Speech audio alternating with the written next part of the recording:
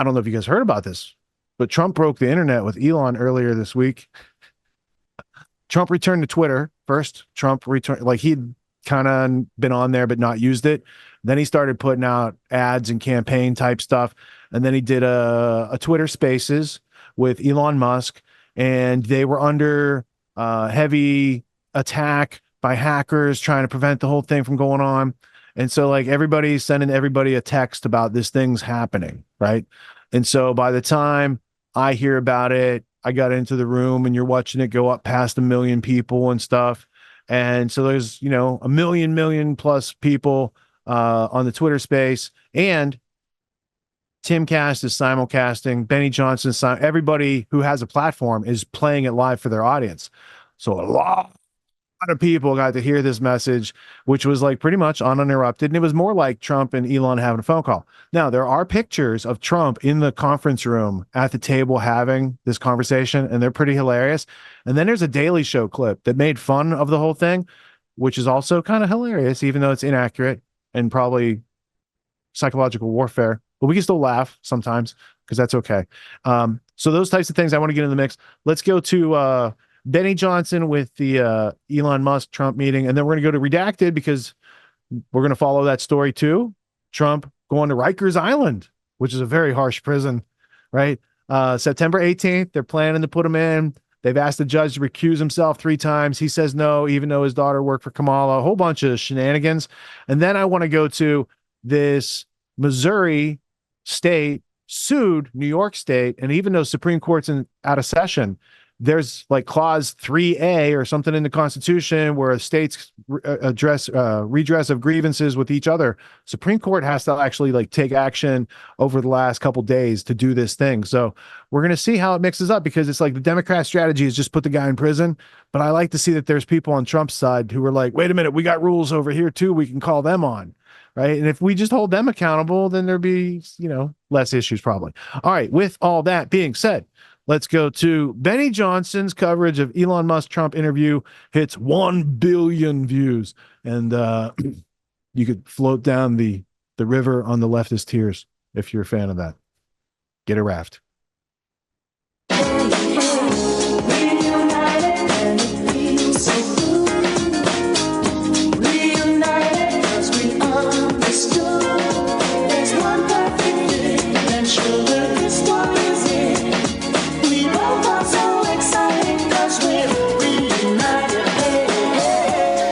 What's up, guys? Your boy Benny. If you didn't tune in last night to the Spaces event with Elon Musk and Donald Trump, man, you missed out, but we got you. Don't worry. Billions of people did tune in, though. According to a post this morning, Elon Musk says combined views of the conversation with the real Donald Trump and subsequent discussion by other accounts is now 1 billion views across X. The official X account posting between 7:47 and 10:47. This was when the Spaces was live. President Donald Trump's space received 73 million views. 73 million views. Well, I mean, that's damn near. That's Super Bowl. That's the Super Bowl. I mean, you go check how many people are live watching the Super Bowl. That's the Super Bowl. All right. We know Nielsen ratings. We had a cable TV show. We know Nielsen ratings. This is the Super Bowl. It's incredible. This is every single show on every cable news network combined. And that's across the entire stream. They had 1.3 million people just during the concurrence of the stream. Now, what does that mean? That means how many people are watching live at a specific second in time. For comparison, when Kamala Harris stole Joe Biden's YouTube account and did her vice presidential announcement from it, oh my gosh, what a wicked witch. She had 500 people watching. 500 people. That means you have a fake campaign. Only 1% has a real campaign. The kinetic energy of what Donald Trump was doing was absolutely massive. We posted about it, man. We had live concurrent peaks at or around 100,000 on YouTube and Rumble. Together, the mimetic and kinetic energy of this was just off the charts. Elon Musk saying almost all legacy media will trash the Trump conversation, thus driving total listeners to past 200 million. This is a record-breaking, massive success. Of course, the media are very, very upset about it because it humanizes President Trump and it humanizes Elon Musk. They were funny They were like, it was like listening in on a private conversation between the two of them is what it was. It was like listening in on the two of them just chatting over like on a Saturday night, and both of them had like both of them have fifth of bourbon because they were making jokes. If we could just record that conversation and post it, it would have been excellent. And I hope we can have something like that today. Well, I think we will. I'm pretty sure we will. And congratulations, because I see you broke every record in the book with so many millions of people. And it's an honor. We view that as an honor. And Donald Trump talking about Joe Biden here. He actually did something that was impossible. Both sides hate him. Both sides. Yeah. That was a hard thing to do. Unification. Yeah, no. I mean, two billionaires talking to each other. Who knew it could be so interesting? It's extremely interesting.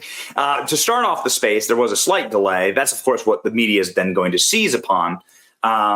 Ignore the fact that this kind of stuff happens all the time. We're live every single day, sometimes multiple times a day. And there's always small errors. There's always small glitches. Sometimes our stream crashes. It's complicated to be live. And there are mistakes that are made in cable television day and night. Some of them are noticed and are really embarrassing. Some of them aren't. But either way, there are massive mistakes that are always made in going live because it's a complicated process.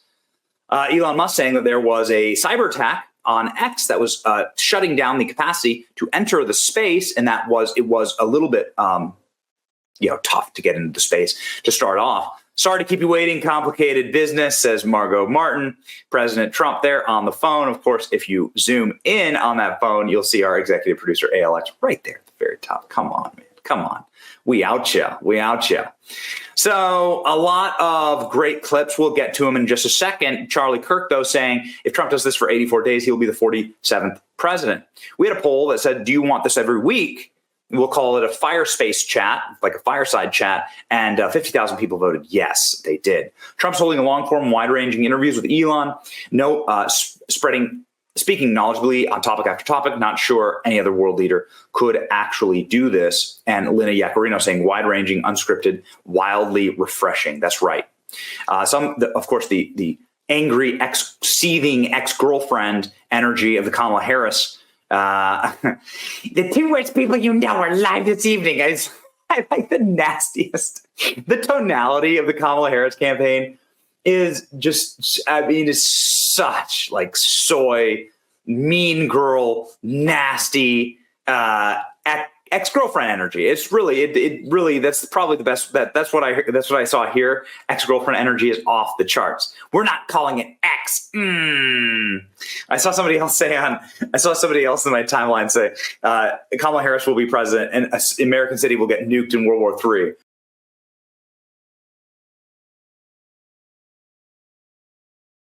Well, I've been saying for more than a year on this show that the deep state will not allow President Trump to become president. I know many of you get angry with me when I say that, but look at the two different assassination attempts now. I mean, come on, right? So they will also, by the way, not allow RFK Jr. to become president of the United States. Not going to happen.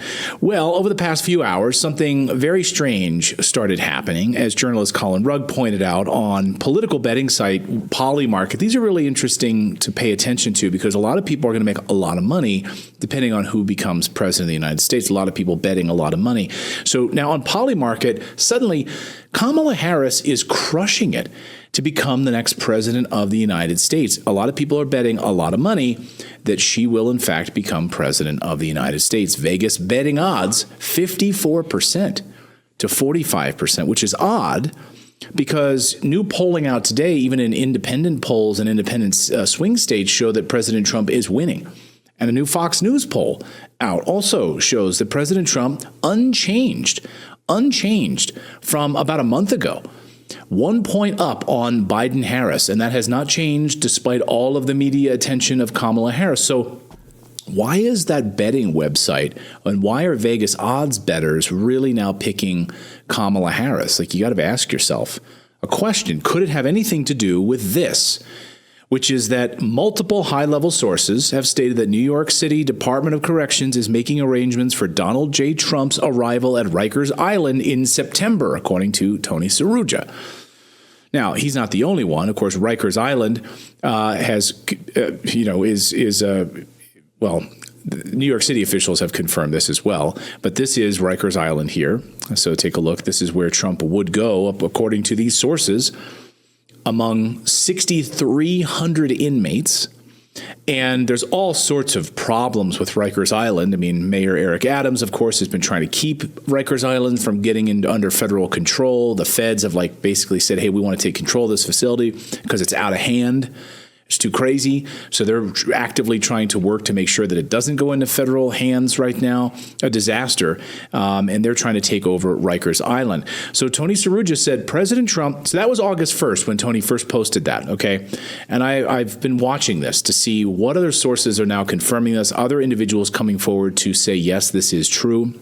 And then he doubled down on it last night, saying President Trump will 100% be sentenced to prison on September 18th. I'm told the sentence will be 1 year, but we'll see. The Marxist judge could change the sentencing at the last minute, but he is definitely sentencing President Trump to at least 1 year. Rikers Island already has special accommodations ready. This is 2 months before the election. Now, the Trump team did again ask Judge Marchand to recuse himself just this week because of his conflicts, but it's up to him. It's up to the person they say has a conflict to recuse himself, and he refused for a third time. For a third time? Yeah. No, thank you, he says. I'm staying on this case. I like it here. It's okay that my daughter actively worked for for Kamala Harris. For Kamala Harris. Yeah. You can't make this stuff up. No, I won't recuse myself. Right. Okay.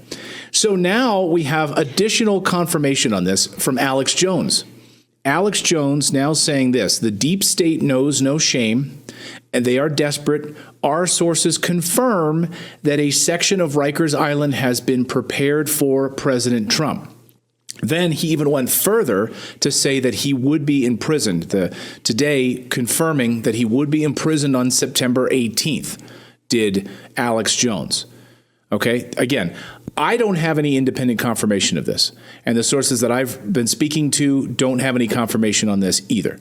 So Alex Jones, Tony Saruja, and a new report from Shore News Network also saying Rikers Island reportedly preparing prison cell for former U.S. President Donald Trump.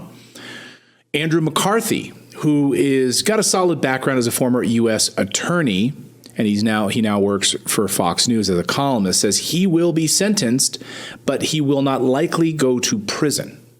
So now Andrew McCarthy saying he won't go to prison, but Alex Jones, Tony Saruja, and others saying that he will be imprisoned for at least 1 year.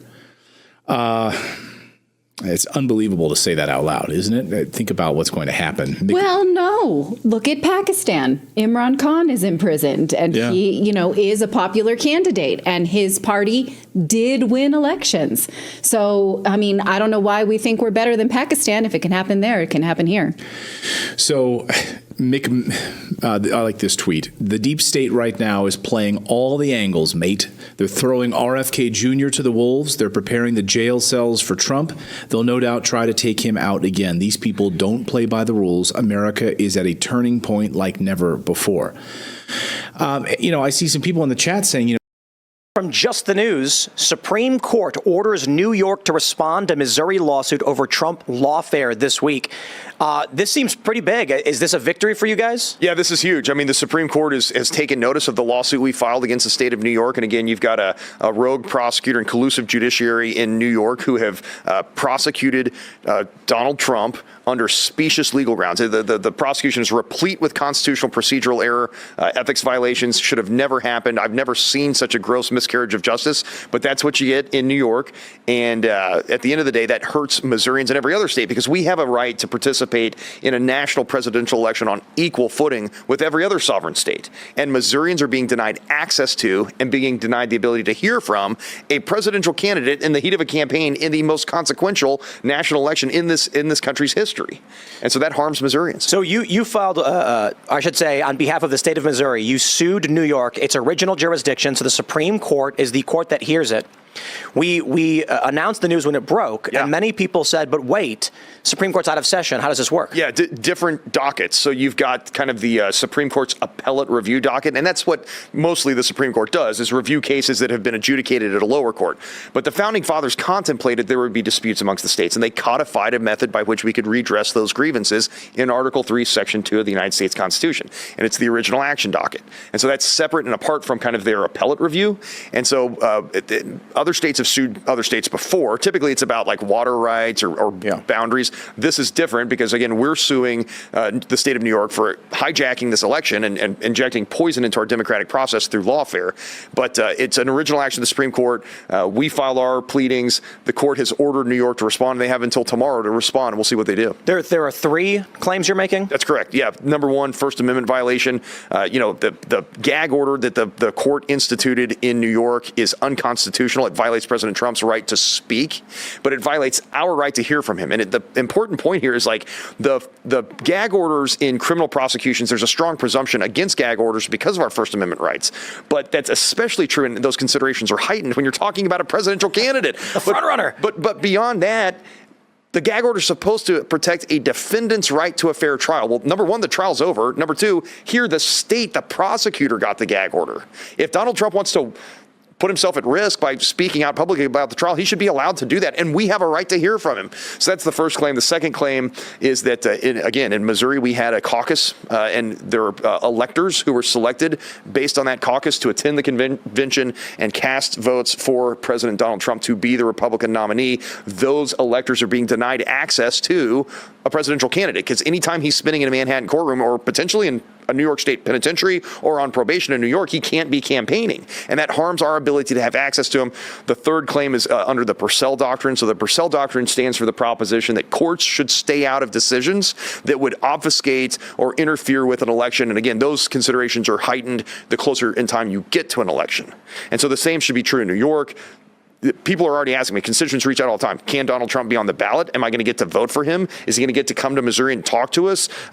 Can he still serve as president if he's convicted of a felony in New York? So this New York court is violating the Purcell Doctrine by injecting that kind of level of obfuscation into the electoral process. This is absolutely crazy because it brings up a lot of questions. Now, we know any reasonable person who reviews the criminal charges against Donald Trump in the hush money case would scratch their head and say, what? Yeah. None of this makes sense. And I'll break it down because I know there's people who haven't watched every show, but I'll try and make it quick. The charges against Donald Trump are for falsification of business records, but that's a misdemeanor, and it's beyond its statute of limitations, meaning they can't bring the charges. What are we talking, 7 years later? They claim it's upgraded to a felony if you falsify business records in furtherance of a secondary crime. Now, they claimed that Donald Trump, the judge said to the jury, if you believe Donald Trump committed a secondary crime, it doesn't matter which one, then you can find him guilty on this one if you believe he also falsified business records.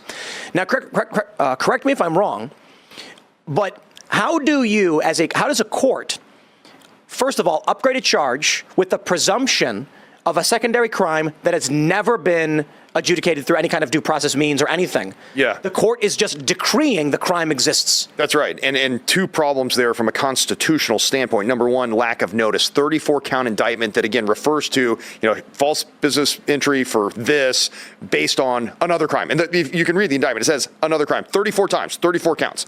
That's a notice violation under the due process clause. President Trump has a right to have notice of the alleged offense. So they deprived him of due process in that regard. Jury unanimity is under the Sixth Amendment is the next problem. So when the jury goes back to deliberate and the judge says, hey, pick any old predicate offense you want, you don't have to agree. Under Ramos v. Louisiana case that was handed down by the United States Supreme Court in 2020, stands for the proposition that the Sixth Amendment right to a fair trial includes the right to jury unanimity as to every element for which the defendant is charged. Wow. So they violated his constitutional rights to due process, violated his First Amendment right to free speech, violated his Sixth Amendment right to jury unanimity. You look at the fact that the prosecutors were politically motivated because they campaigned on a promise to prosecute President Trump. They should have been disqualified. The judge has deep ties to the Democratic Party, also should have been disqualified. In Missouri, it's an appearance of impropriety standard. Well, here there's actual impropriety. It's not an appearance. Not an appearance at all. It exists. So they should have been, this is reversible error. It's an incurable impropriety. When I say that the case is an illicit witch hunt prosecution, that's what we're talking about, is all of these problems that typically in a criminal trial, maybe you have one problem that results in what could be reversible error. But here it's like replete with reversible error. Isn't this an emergency? Isn't this something the Supreme Court should take up within hours and shut it down? And that's the point. Everyone's like, look, if President Trump was wrongfully convicted, his appeal will figure that out. That's insufficient. That vehicle for raising these claims is insufficient to adjudicate the grievance that the state of Missouri and the voting public in Missouri has against the state of New York. The individual appeal process will vindicate President Trump individually, but that's going to take 18 to 24 months. And we can't wait because the election is forthcoming. So the Supreme Court said New York has to respond by tomorrow, which means what exactly? Yeah, we'll see what we'll see what New York files. I mean, they have a reply to our lawsuit, and they'll either try to convince the court that the lawsuit should not go forward. They could concede that there's a problem. I don't anticipate they would do that. To clarify, does your lawsuit, does it raise claims to those due process violations against Donald Trump? Yeah, those are central to, I mean, that's central to the argument that this is lawfare, not a legitimate criminal prosecution. Again, the objective in New York was never to obtain a legally valid conviction. It was always to take President Trump off the campaign trail and silence him. Mm-hmm. And they were effective at doing that, and that harms Missourians and all voters. That's absolutely insane at a most basic democratic level, that you have 50 participants in an election where each state will cast a ballot, and you've got several states that are like, well, our clear choice is Trump, but we'll see what happens. So 1/50th of the nation decides we will do whatever we have to destroy his opportunity to actually run a campaign. That is the most obvious and egregious election interference imaginable. Now, if it was something like Donald Trump shot a guy on Fifth Avenue and everybody saw it happen, well, I don't know what leg you got to stand on. States can bring charges against people if everybody watched and there's a preponderance of evidence. Then you go to trial and he can prove his innocence beyond a reasonable doubt, et cetera, et cetera. But here we're looking at any reasonable person. And we saw this with Fareed Zakaria. He said these charges would not have been brought against someone whose name was not Donald Trump. Even CNN admits it. Yeah. And they've never, this statute has never been. Fareed Zakaria works for the Council on Foreign Relations. He's like a editor, chairman, something like that at Foreign Affairs magazine. For him to say that, it's even the globalists are like, hey, this might be a little over the top and people might start to notice this going on. I had a question of, we had covered basically like Trump's paying $400,000 to a adult film star who really wasn't a star, but she did do adult films allegedly. And Bill Clinton paid $700,000 for his hush money case. And I don't see Bill Clinton in the clink. I never saw him go to Rikers Island unless he was probably with Epstein and Jimmy Savile taking some prisoners out to lunch or something like that. I mean, so these types of things, it's not equal justice. It's not equal in the eyes of the people. I mean, there might be some judicial claim behind the scenes that we don't know about, but as the story is presented to us, this just seems like lawfare because they can't win. And if he's so guilty, why you got to rig the court and the judge and all these other things and make something out of whole cloth when really, there are people out there doing real crimes associated with the government. You're going to hear in the next block a reference to Hillary Clinton. It's going to make you laugh. That's why the clip is in there. But these things have been going on for a long time. And, like Fareed Zakaria is quoted as to have said, if his name wasn't Trump, this wouldn't be happening. So what did you think that unfolding, Scott? Well, I mean, in looking at like certain pieces of evidence being used against him in sentencing that weren't even adjudicated, like that's a big part of, like the Ross Ulbricht case, for example. Like they were using stuff in his sentencing that he wasn't even eventually charged with or wasn't litigated, he wasn't found guilty of. I don't even understand how that could possibly could happen. And then another case I know that comes to mind is with Owen Schroyer from InfoWars. I was following his case pretty closely, and in his sentencing, then he was on the air showing his sentencing document, and it literally says that they should go extra harsh in the sentencing because on his show, he was still denying the election and still talking harshly. And so they're literally using his speech to justify a harsher sentence, which is unconstitutional. And so it's like, I don't know how this hasn't been litigated, how they're still able to get away with using this type of loophole to impose harsher sentences on things that haven't been adjudicated or are constitutionally protected. They're Alex Jones in them. Exactly. Same thing with Alex Jones. Like that's just a complete, parody of justice. Like you just some contrived, obscure thing that they default him on, and just no jury trial, automatic guilty. And then now it's just a matter of how. I think so many people that watch the Alex Jones trial or watch that Alex Jones movie don't fully understand the legal system about how what they were watching was a sentencing trial. It wasn't a guilty or innocent or not guilty trial. It was basically, right. And so they're under the minds that, oh, he's so guilty because all these people found him guilty. No, the judge found him guilty illegally, and without him being able to defend himself. Exactly. Which, And then, again, if he's so guilty, why you got to do it like that? Exactly. So it's just crazy to watch all of these cases go down like this, and just it kind of makes you feel helpless and like a little demoralized, That would actually be a good clip, Genie clip. If they're so guilty, ... And I use that for the past 4 years. I wanted to show you guys this part of the clip, Genie, because there is a clip where we mentioned Stormy Daniels. I think LD is going to be able to play it for us. Let's go ahead and see what the last thing. This is the most recent clip that Clip Genie produced talking about this topic, where, if you think Trump needs to go to prison on September 18th because of paying Stormy Daniels through his lawyer, Michael Cohen, who lied a whole bunch of times, okay. But first, you should know the facts of the matter before you come up with an opinion or a judgment to adjudicate the matter. So let's go ahead and let's see where we left off in this saga. I think Chris is top 3 fastest to get back to people on the neck. And I think out of everybody, he's got 100% 5-star except for one. And Dave Smith gets back to people quick as well. You gave me a 0, you bastard. All right, let's go to the next. We're not getting the apology tonight, folks. So afterwards, we'll get our part. That's all good. All right, let's go to the next thing. Unless if you want our last chance to apologize. If you don't, we can skip this thing. All right, let's go to the next story. You gave me the look that he doesn't want to do it. All right. Tucker, Trump, convicted felon. Reaction to it yesterday. Let me just read some of the stuff. 34 counts. We know it. Up to 136 years he can go to jail. The $130,000 payment to the adult film actress Stormy Daniels, et cetera, et cetera. When you saw that, Dave, your reaction to it?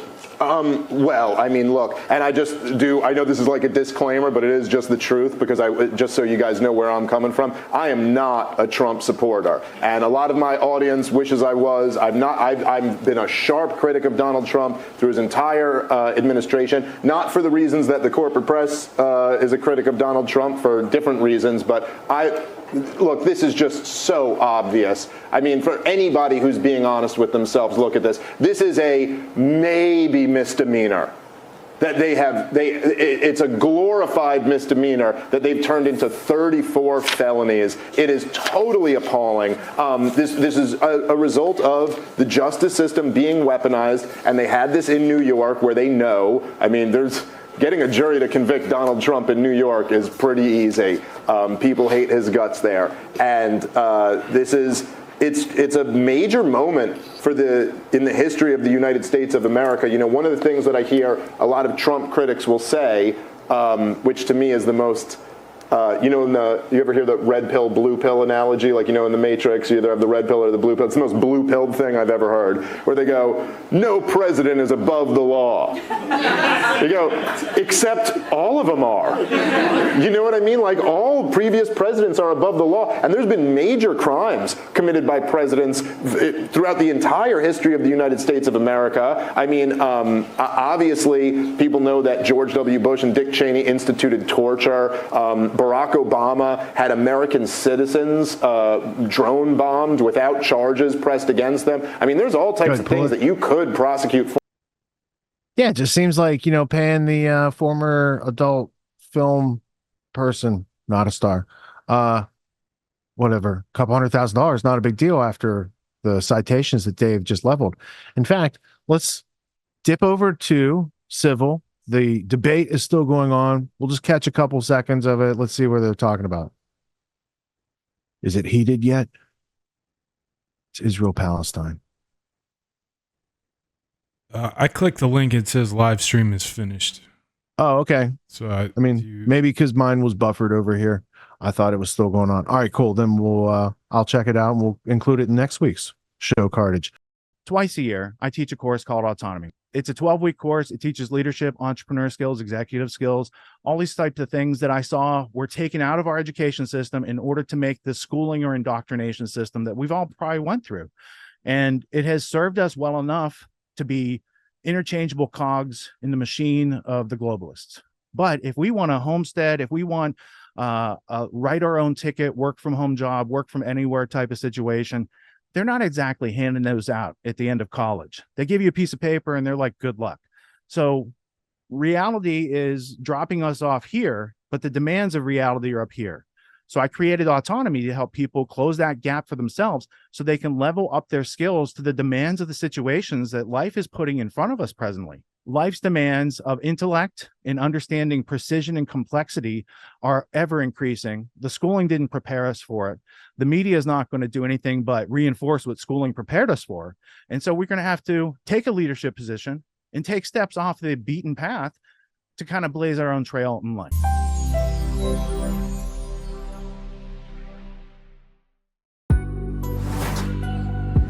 What makes the Grand Theft World podcast unique, invigorating, exciting, and informative? Most other podcasts out there are either doing straight up interviews or they're just covering the daily news. They're covering current events from the day they happened. And that is effective. It's useful. It's a great starting point. And then sometimes these current events change during the week past the first story. So we like to give it a little time. You have to wait till some of the dust settles on these stories in order to give them accurate coverage. And the other thing that's really missing in the media landscape is covering the articles that are coming out every day. That's great. That's necessary. But who's bringing in contextual history so that you can understand what has been going on for decades and decades to lead up to the machinations and actions that we see unfolding today? So what we do here on the podcast is we cover current events. Many of these things are censored, but we wait about a week. As a forensic historian, I focused mainly through my career on the history of globalism and collectivism and things that they call maybe the New World Order. There's a lot of facts to these sort of circumstances, groups, events, activities, working groups that they've had over time. So for Grand Theft World listeners, we not only break down the current events, most of which that are censored during the week, we provide you with contextual history, we give you the source notes, the references, we do deep dives, and this really empowers you with an understanding of context and history so that you can make more informed decisions in your life. There's also a community, a membership where you guys can actually ask questions and we can get into the show and we can share evidence. And there's a town hall weekly for Grand Theft World for those who listen to it and are interested in covering the stories that we don't get to during a 6-hour show. Listening to it an hour a day, you could easily consume the week's news, but you're going to have substance and meaning and context and understanding. And with that, you can make higher quality decisions in your life. So if you're interested in more quality in your life, go to grandtheftworld.com, click podcast at the top, and we'll see you there. Thank you. These allegations are false. This isn't Grand Theft Auto, folks. This isn't a video game. What are the most surprising things that you discovered once you started pulling on that thread? Who he was connected to, what institutions he was influential over, what events he participated in? Come on, man. What are we talking about? Come on, man. No. You don't have to think about it, dude.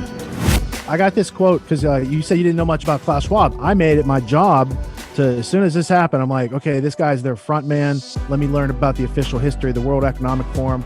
I got their 40-year history. I got every book that Klaus Schwab has written or ghostwritten. I went through those books. This is one of the most interesting passages. Come on, man.